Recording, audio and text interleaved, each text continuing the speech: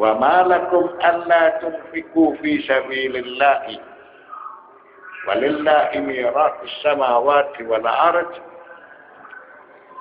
Dan mengapa kamu tidak menafkahkan sebagian hartamu pada jalan Allah, padahal Allah yang mempusakai langit dan bumi.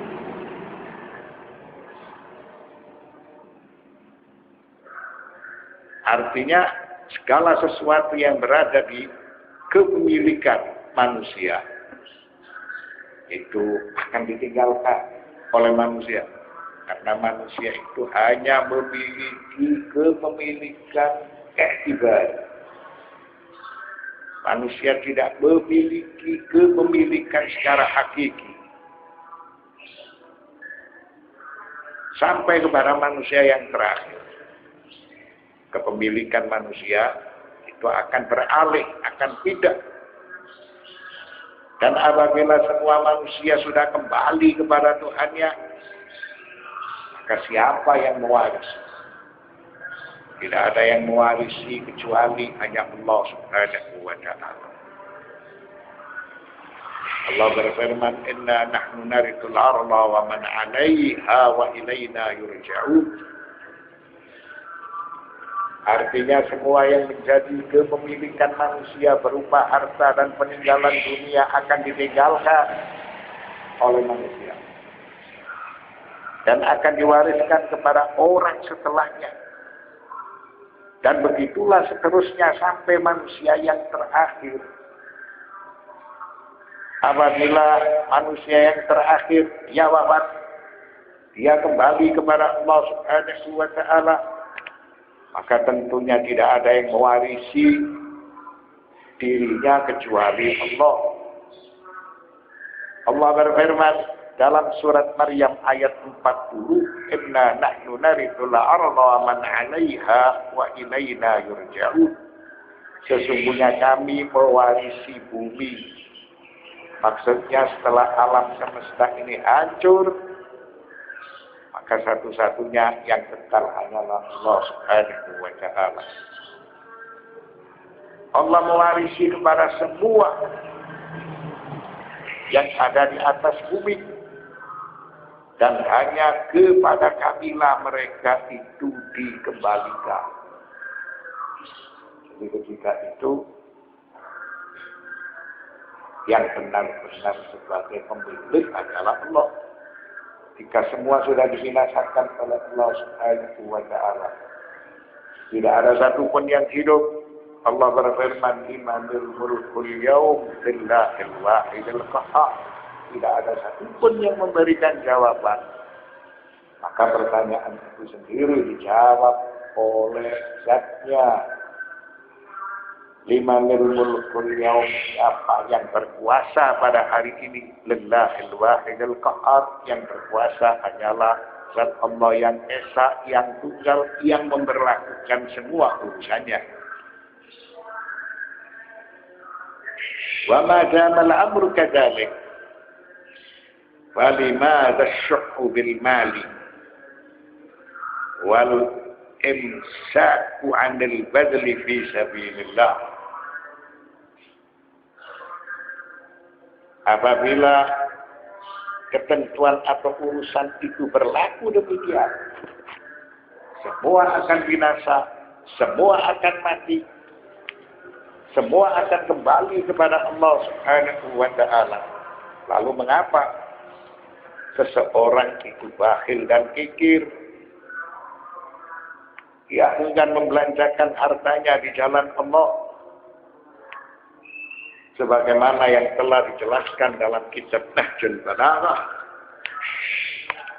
Marwiyun an Ali ibn Abi Thalib alaihi salam, "Ajibtu lil bakhil yasta'jilu al-faqra alladhi minhu haraba wa yafutuhu al-ghaniyyu alladhi iyyahu talaba wa ya'ishu fid dunya 'aisha al-fuqara wa yuhasabu fil akhirah hisabul aghniya." Amirul Mukminin Al-Imam Ali bin Abi Thalib alaihissalam, beliau berkata, aku merasa aneh dengan orang bakhil yang memperagakan kefakiran terhadap dirinya, padahal dia lari dari kefakiran itu.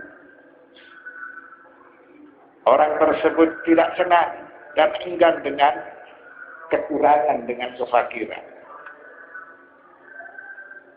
Maka saat dia tidak memiliki kekayaan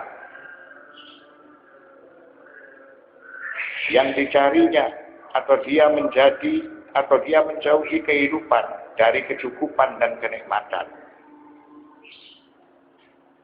sedangkan dia hidup di dunia seperti orang fakir,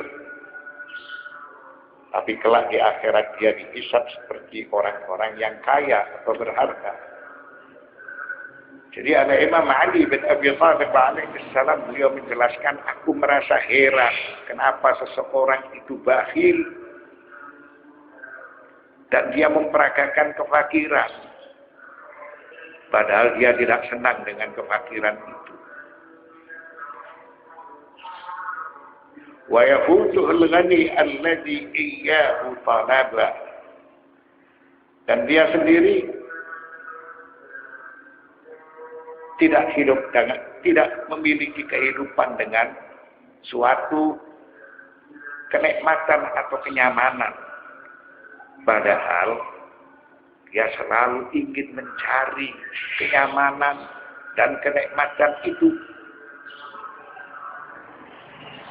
Baya'isu fid dunya 'aisal fuqara, dia hidup di dunia seperti kehidupan orang-orang fakir. Wa yuhasabu fil akhirah hisabul aghniya, dan kelak dia di hari kemudian akan diproses, akan dihisab seperti orang-orang yang kaya. Ini merupakan sesuatu yang aneh.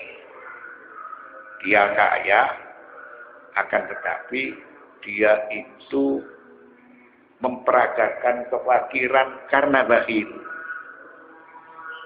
padahal dia tidak senang dengan kekurangan, dengan kefakiran. Dia kaya, akan tetapi dia hidup dalam keadaan kekurangan. Dalam waktu yang sama dia itu memiliki kekayaan, berkecukupan, akan tetapi dia dalam keadaan kekurangan, jauh dari kenikmatan, jauh dari kenyamanan, seakan dia dalam keadaan kurang. Baya'isu fid dunya 'aisal fuqara, dia hidup di dunia ini seperti orang-orang fakir karena khawatir aset kekayaannya hilang, hartanya sirna, sehingga dia harus benar-benar menjaga harta itu walaupun dalam keadaan sengsara, hidup seperti orang-orang fakir. Wa yuhasabu fil akhirat hisabul aghniya, padahal kelak di hari kemudian dia akan dihisab itu sama seperti orang-orang yang kaya, karena pada kenyataannya memang dia berharga. Oleh karena dia sayang dengan hartanya, maka dia ketika itu khawatir hartanya itu berkurang, dia hidup dalam keadaan sengsara, dia hidup dalam keadaan kikir, dia tidak memiliki kenyamanan dan kenikmatan. Kehidupan dia tidak berbeda dengan orang-orang miskin, tapi kelak dia akan dihisab seperti orang-orang yang kaya. Nah, ini merupakan sesuatu yang aneh. Mengapa kalau memang harta itu akan diwariskan, manusia itu dia kikir dan bakhil untuk membelanjakan hartanya di jalan Allah. Apabila ketentuan atau urusan itu berlaku demikian, manusia hanya memiliki kepemilikan iktibar. Manusia tidak memiliki kepemilikan hakiki. Lalu mengapa manusia itu bakhil dan kikir untuk membelanjakan hartanya di jalan Allah? Enggak. Karena dia takut fakir, karena dia takut miskin, dia enggan membelanjakan hartanya di jalan Allah. Lalu dalam kitab Nahjul Balagha al-Imam Amirul Mukminin Ali bin Abi Thalib alaihissalam menjelaskan, ajibtu lil-bakhili yasta'jilul faqra alladhi haraba minhu. Aku merasa aneh dengan orang bakhil yang memperagakan kefakiran terhadap dirinya. Jadi orang yang bakhil itu berpura-pura dalam keadaan kekurangan, padahal dia berharta. Akan tetapi enggan membelanjakan hartanya. Padahal dia tidak senang menjadi orang yang kekurangan. Tapi oleh karena dia sayang harta, dia ketika itu memperagakan kefakiran. Maka saat itu hilang darinya kekayaan yang dicarinya.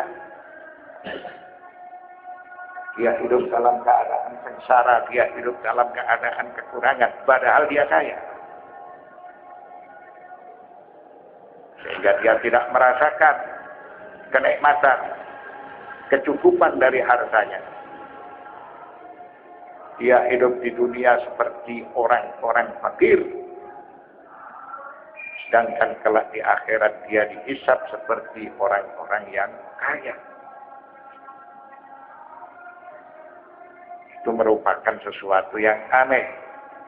Dia memperagakan kefakiran dan dia tidak merasakan kenikmatan, sedangkan kelak di akhirat dia dihisab seperti orang-orang kaya atau seperti orang-orang yang berharta. Sehingga kelak pada saat kematian itu datang, orang-orang yang kikir itu menyesal. Sesuai dengan keterangan surat Al-Munafiqun ayat 10. Mereka mengucapkan, laula akhartani ila ajalin qarib wa asaddaqa wa akum minas salihin. Lalu ia berkata, ya Tuhanku, mengapa engkau tidak menangguhkan kematianku sampai waktu yang dekat, yang menyebabkan aku dapat bersedekah, aku dapat berinfak, dan ketika itu aku menjadi orang-orang yang baik, orang-orang yang saleh, tidak menjadi orang-orang yang kikir.